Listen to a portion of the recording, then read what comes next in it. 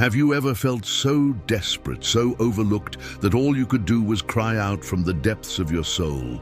If you have, then you know exactly how Hannah felt.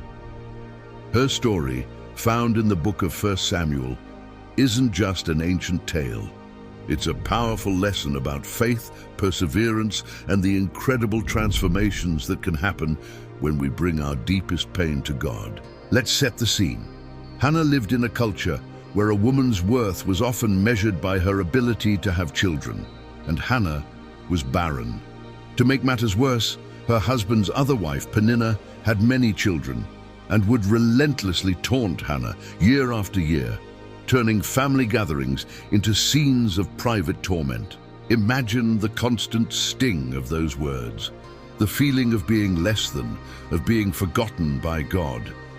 Her grief was so profound that she would often weep and refuse to eat. One year, during the annual trip to the temple at Shiloh, Hannah reached her breaking point. While others were feasting and celebrating, she slipped away to the temple entrance. The Bible says she was in deep anguish, weeping bitterly as she prayed. This wasn't a polite, rehearsed prayer. This was raw, honest, and desperate. She poured out her heart to God, her lips moving but no sound coming out. It was so unusual that the priest, Eli, saw her and mistakenly thought she was drunk. "How long will you be drunk?" he asked. "Put away your wine." But Hannah's response is so powerful. She wasn't intoxicated with wine, she was intoxicated with sorrow. She explained, "I am a woman who is deeply troubled. I have not been drinking wine or beer. I was pouring out my soul to the Lord." In that moment, she laid everything bare. She made a vow, if God would give her a son, she would dedicate him back to God for his entire life. She wasn't just asking for a child to silence her rival or to fit in. She was asking to participate in God's plan, promising to give her most precious gift back to him. Eli, realizing his mistake, saw the sincerity of her heart. He blessed her, saying, "Go in peace, and may the God of Israel grant you what you have asked of him." And something shifted in Hannah. The Bible says she went on her way, ate something, and her face was no longer downcast.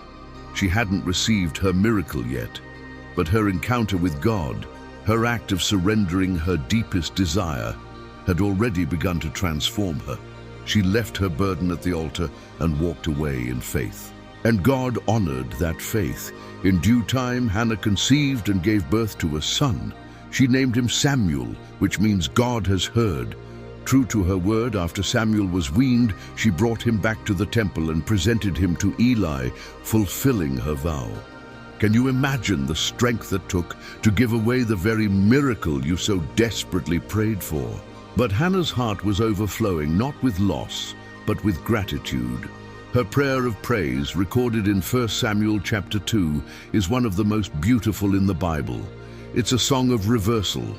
She celebrates a God who raises the poor, who lifts the needy, and who gives strength to the weak. Her personal pain had given her a profound understanding of God's power to turn any situation around. Her story wasn't just about getting a baby. It was about discovering the faithfulness of a God who sees the unseen, hears the silent cries, and transforms our deepest sorrow into our greatest song. Hannah's transformative moment teaches us that our breaking points can become our breakthrough points when we pour out our hearts to God and trust in His perfect timing.